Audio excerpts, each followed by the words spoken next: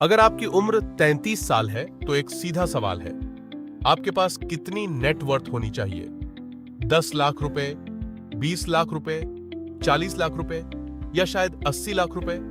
और सबसे अनकंफर्टेबल बात पता है, ज्यादातर लोगों को इसका जवाब ही नहीं पता। हमें अपनी सैलरी पता होती है, बैंक बैलेंस पता होता है, ईएमआई कितनी है यह भी पता होता है, लेकिन हमारी असली नेटवर्थ वो शायद ही कोई कैलकुलेट करता है।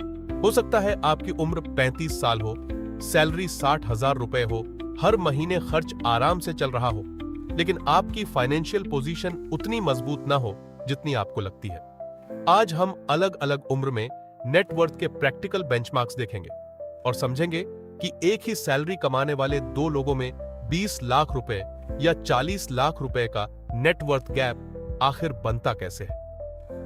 लेकिन पहले, आपकी नेटवर्थ आखिर है कितनी? मान लीजिए राहुल के बैंक अकाउंट में 4 लाख रुपए हैं, म्यूचुअल फंड्स में 2 लाख रुपए और दूसरी एसेट्स 5 लाख रुपए की हैं। टोटल एसेट्स 11 लाख रुपए, लेकिन उस पर 3 लाख रुपए का पर्सनल लोन भी है, तो उसकी असली नेटवर्थ 8 लाख रुपए। यानी नेटवर्थ का मतलब है आपकी कुल एसेट्स माइनस आपका कुल डेट।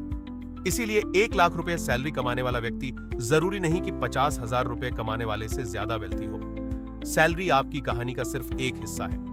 असल कहानी है आप कितना बचाते हैं, कितना इन्वेस्ट करते हैं और कितना डेट आपकी फ्यूचर इनकम को खा रहा है। अब आते हैं उस सवाल पर जिसके लिए आप यहां हैं। अलग अलग उम्र में आपकी नेटवर्थ कितनी होनी चाहिए? एक बात पहले समझ लीजिए, भारत में हर उम्र के लिए कोई एक ऑफिशियल यूनिवर्सल नंबर नहीं है। इनकम, शहर, प्रॉपर्टी प्राइसेस और डेट के हिसाब से तस्वीर बदलती है। इसलिए इन नंबर्स को एग्जैक्ट एवरेज नहीं, प्रैक्टिकल बेंचमार्क समझिए।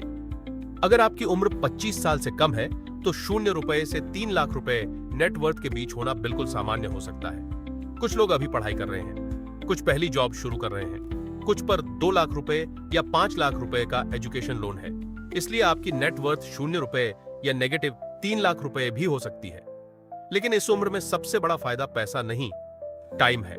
मान लीजिए आपकी पहली सैलरी 25,000 रुपए है और आप हर महीने 2,500 रुपए बचाकर इन्वेस्ट करना शुरू करते हैं। रकम छोटी है, लेकिन आपने अपने पैसे को आपके लिए काम करना सिखाना शुरू कर दिया। हालांकि इन्वेस्टिंग में रिटर्न्स गारंटीड नहीं होते, हर इन्वेस्टमेंट में रिस्क होता है, इसलिए पैसा लगाने से पहले रिस्क और रिटर्न को समझना जरूरी है।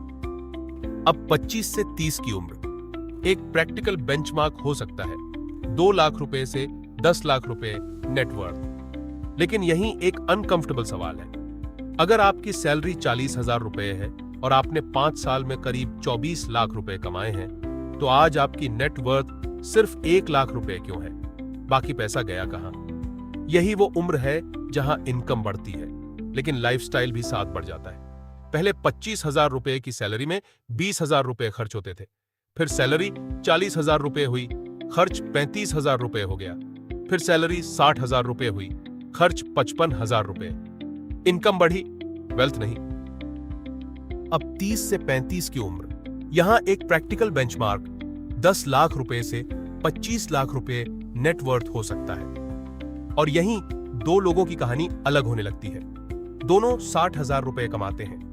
एक की नेटवर्थ 5 लाख रुपए है, दूसरे की 20 लाख रुपए। फिर 15 लाख रुपए का अंतर आया कहां से?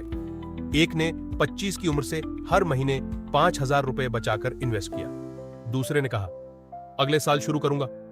फिर फोन आया, बाइक आई, ईएमआई आई, शादी आई, और वो अगला साल कभी आया ही नहीं। यही कंपाउंडिंग का असली सीक्रेट है। जो व्यक्ति 25 की उम्र में शुरू करता है, उसके पास 35 की उम्र में सिर्फ पैसा नहीं होता, उसके पास 10 साल की फाइनेंशियल हेड स्टार्ट होती है।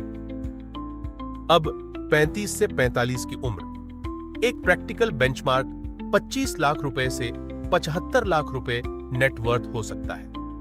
लेकिन यहां एक बड़ा इल्यूजन शुरू होता है।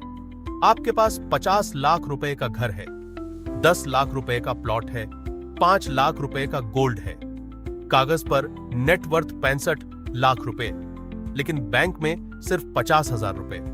और अगले महीने जॉब चली गई तो ईएमआई कैसे जाएगी? यही फर्क है एसेट रिच और कैश पूर होने में। आपके पास 65 लाख रुपए की प्रॉपर्टी हो सकती है, फिर भी आप फाइनेंशियली स्ट्रेस्ड हो सकते हैं। इसलिए सवाल सिर्फ ये नहीं कि नेट वर्थ कितनी बड़ी है, सवाल ये भी है उसमें से कितना पैसा जरूरत पड़ने पर आपके काम आ सकता है। अब 45 से 55 साल, यहां प्रैक्टिकल बेंचमार्क 75 लाख रुपए से 1.5 करोड़ रुपए नेट वर्थ तक हो सकता है। लेकिन इस उम्र में सबसे बड़ा सवाल नेट वर्थ का नंबर नहीं, कैश फ्लो का है। मान लीजिए आपकी कुल नेट वर्थ 1 करोड़ रुपए है। 70 लाख रुपए घर में, 15 लाख रुपए जमीन में, 10 लाख रुपए गोल्ड में, सिर्फ 5 लाख रुपए फाइनेंशियल एसेट्स में। देखने में आप करोड़पति हैं, लेकिन रिटायरमेंट के बाद हर महीने 50,000 रुपए चाहिए। तो वो 50,000 रुपए आएगा कहां से? घर की वैल्यू बढ़ने से आपका मंथली खर्च अपने आप नहीं चलता।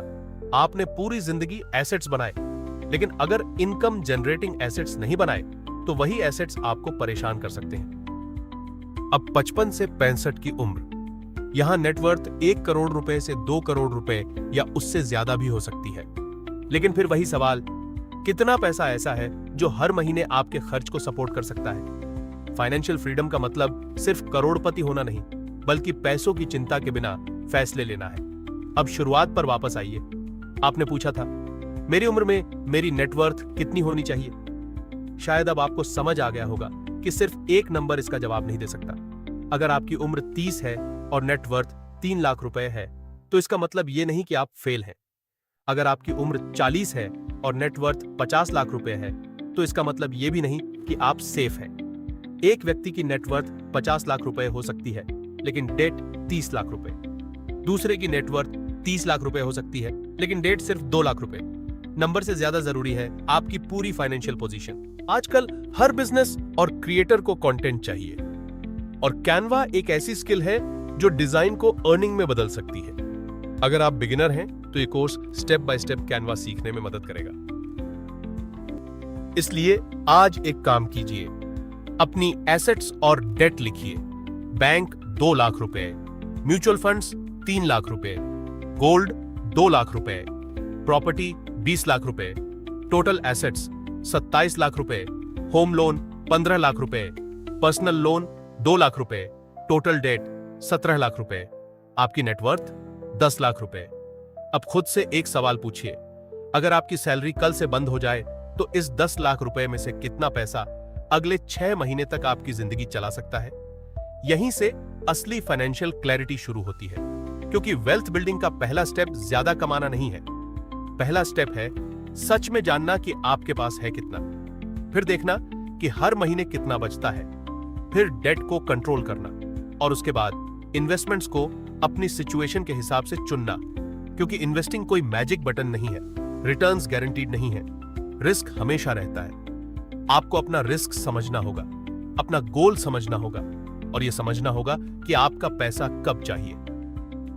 अब सबसे इंपॉर्टेंट बात, अगर आज आपकी नेटवर्थ 5 लाख रुपए है और आपकी उम्र 35 साल है तो इसका मतलब यह नहीं कि आप फेल हैं। आपकी असली फाइनेंशियल स्टोरी उस डिफरेंस में छिपी है जो आप कमाते हैं और जो आखिर में आपके पास बचता है। तो आज अपनी नेटवर्थ कैलकुलेट कीजिए।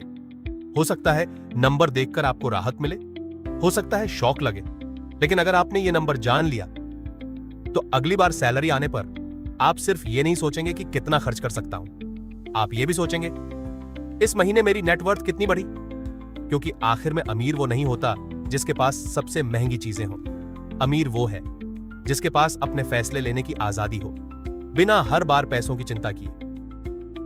अब आपकी उम्र कितनी है और आपकी नेटवर्थ कितनी? शायद आज पहली बार आपने दोनों नंबर्स को एक साथ देखा है, और यहीं से आपकी असली वेल्थ बिल्डिंग स्टोरी शुरू होती है।